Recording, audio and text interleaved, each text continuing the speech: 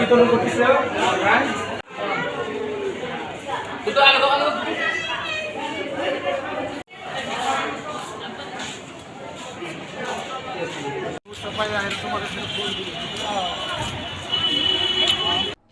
আমাদের ওয়ার্ডে এখন পেশেন্ট আছে মোট 13 জন, 12 জন ছিল, মাত্র একজন ভর্তি হলো।